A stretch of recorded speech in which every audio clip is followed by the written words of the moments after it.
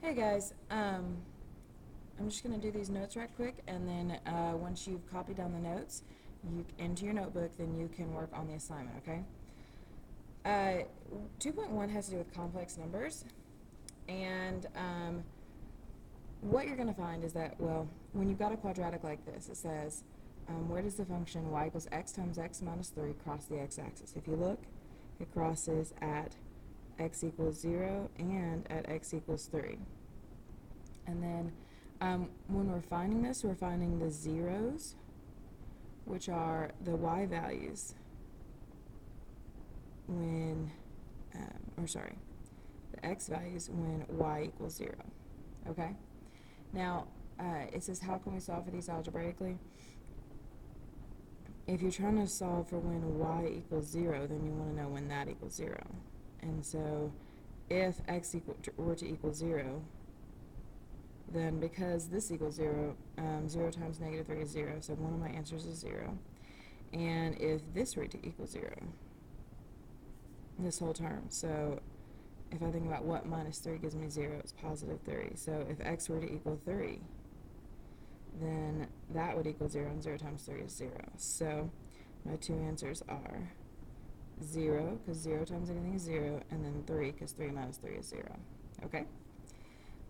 Now, this one right here, it says, where does this cross the x-axis? And it's pretty clear that it's 1 and 4. If I were to factor this, so going back to factoring, I want to know when it equals 0. I'm looking for the factors of 4 that add up to negative 5. 1 and 4 add up to positive 5, but I need a negative 5. So if I put a negative on them, then that works out, because a negative times a negative is a positive.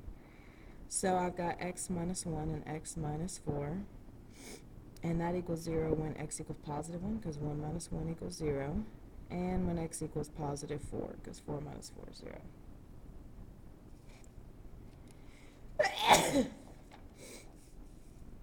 Okay, now this one, it says, where does it cross the x-axis? It actually never does. But that doesn't mean I can't still set this equal to 0 and solve. We know how to do the quadratic formula.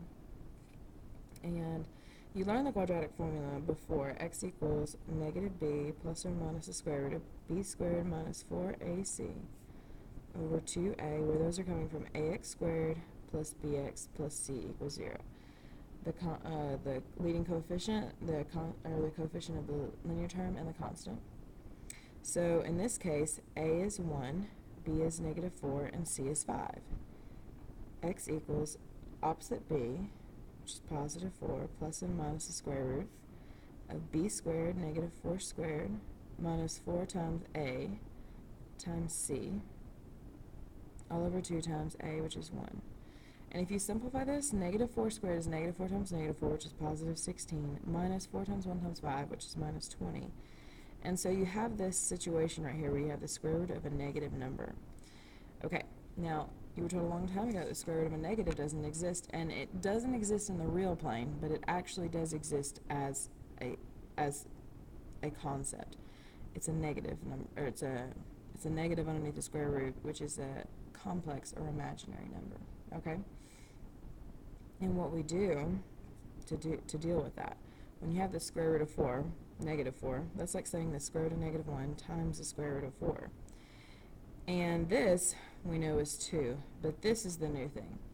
If you take the square root of negative 1, we actually represent with that with an I, and that is an imaginary number, and so I would write 2I. Okay, so anytime I see a square root of a negative number, I have to think about I, because I is the imaginary unit. Okay? Alright, so just going through some things right quick. If I equals the square root of negative 1, then I squared, and we will talk more about this later, means the square root of negative 1 squared, which is just negative 1. Okay? Because the square and the square root cancel each other out. So when you see I squared, that equals negative 1. Okay? If I were to rewrite this, the square root of negative a, that's the same thing as saying the square root of a times the square root of negative 1, which is just the square root of a, I. Because remember, the square root of negative 1 is an I. Now the I has to be outside the square root, it can't be inside. So when I see the square root of negative 5, I just think square root of 5i, or I square roots of 5 if you're worried about your I accidentally getting underneath the square root, because that would be wrong. Okay? So, when I do this, like the square root of 36, that's just 6. The square root of negative 36 is 6i. The square root of 20, well, 20 is 4 times 5. So think about simplifying. The square root of 4 times the square root of 5, that is 2 square roots of 5. Okay? The square root of 4 is 2, and the square root of 5 doesn't simplify. Now, if there was a negative 20, then it would be 2 square roots of 5i, or 2i square roots of 5, however you want to write it. Okay? The square root of 200, well, think what perfect square goes into 200, and 100 goes into it. Remember that I've got that perfect list of perfect squares on the smartboard, or on the whiteboard. Okay, so the square root of 100 is 10, and the square root of 2 is just square root of 2. So I think about separating those. And so there you go. Now if it's a negative, it's 10 root 2i, or 10i root 2. Okay? Okay, so now I just want to rewrite. Well, I see the square root of negative 12. So I think, okay, first off, I know I'm going to have an I on the outside if I get rid of the negative. Okay, and then I got to think about 12. 12 is the same thing as 1 times 12, 2 times 6, 3 times 4. The only one I'm interested in is 3 times 4 because 4 is a perfect square. So when I think about 12, I think of it as 4 times 3, or 3 times 4. Square root of 4 times square root of 3 times I. So 2 square roots of 3i. So when you have to simplify the numbers on the assignment, just go ahead and look to see if there's any perfect squares that can divide out of it, okay? Well, the square root of negative 25, well, the square root of 25 times the square root of negative 1, that is 5, and that is I. And so 5i. The square root of negative 7. The square root of 7 does not simplify. So if I were to think of it like this, square root of 7 times square root of negative 1 is the square root of 7i, or I square roots of 7. Okay. When you write an imaginary number, any number can actually be written as an imaginary number. It's just that some don't have the imaginary component. So if I said 3, 3 can be written as an imaginary number. This is the real, and this is the imaginary part, the bi. So if I were to say 3, then I would say 3 plus 0i, because there's no imaginary component. So usually when you're given, well, if you look over here at this number set, real numbers, they have no imaginary component. Pure imaginary numbers only have the imaginary component, and then imaginary numbers in general have the a plus bi. Okay? But they're all complex numbers.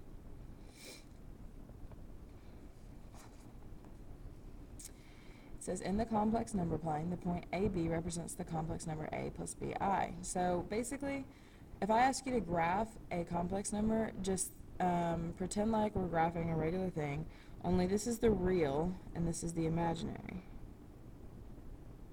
So instead of x and y, just think real and imaginary. So when I ask you to graph the point 3 minus 2i, well, on the real axis, which is the x, go to the right 3. So I guess their scale is 1, 2, 3. So go to the right 3. And then because it's a negative 2, we go down 2 on the imaginary axis, which is the y. Okay? So I'm going to ask you to graph some imaginary numbers and some, well, if you wanted to, you could just, on your notes right quick, just sketch an x and a y and put real and imaginary. So if I ask you to graph negative 4 plus 2i, well, the real is negative 4, so I'm going to go left 4. And the imaginary is positive 2, so I'm going to go up 2. And that is a. Negative 4 plus 2i. Negative 4, 2i. And then 3i, well, I'm going to think of that as 0 plus 3i. So 0 on the real axis, so no left and right, and then positive 3. So that would be b. and then 4 minus 3i, so that is the real positive 4. 1, 2, 3, 4, and then negative 3i, so go down 3 on the imaginary axis, and that is C. Okay? So if I were to graph these, well, actually, I'm going to ask that you graph these, and I want to see them in your notes when I come back, okay? So, I want you to draw an x and a y, and label one as real, one as imaginary, and graph 5 minus I, negative 3 minus 2i, and 1 plus 4i. And if you need to pause it so you can do that, just, okay, I'm going to move on. The only other thing that you need to be able to do is add and subtract complex numbers, and just like if these were x's, these i's were x's, you can only combine terms with x's, and you can only combine constants with constants. So, when I think of 4 minus 3i plus, now if you're adding, you really don't need those parentheses, plus a negative 4 or minus 4 plus 3i. If there's a plus, there's nothing to distribute, okay? Then I just combine like terms. A 4 minus 4, well, that's 0. And then a negative 3i plus a 3i is also 0. So this right here equals 0. Whereas this one, I've got 5 minus 3i, but then I'm minusing all of these, so I need to distribute my negative. So minus a negative 2 becomes plus 2, and a positive 4i becomes a minus 4i. So then I combine like terms. 5 plus 2 is 7, and negative 3i and negative 4i is like adding negative numbers, so that is a negative 7i, and so that is my answer. Okay, just combining like terms. Just some of them have an I. Okay, so this is just more of the same. I'd like you to pause this and try and work these, and then I'll write down the solutions and you can check your work. I don't know whether or not you're going to do that, but I'd like you to try. So if you pause it, work them out, and then check your answers.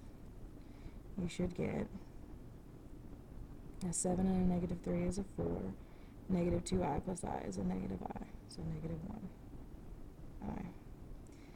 I've got an 8 plus 6i minus 8 plus 6i.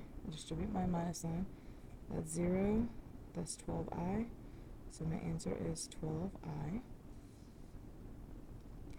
I've got 1 plus 5i minus 3 plus 2i. Distribute your negative. And I combine like terms. That is a negative 2, and that is a positive 7i. So negative 2 plus 7i. And then I've got a negative 3 plus 9i plus 3 plus 9i. That is 0. That is 18i. So that is 18i. Okay. Make sure you have all these down in your notes, and then you can get the assignment from the sub. Okay, thank you.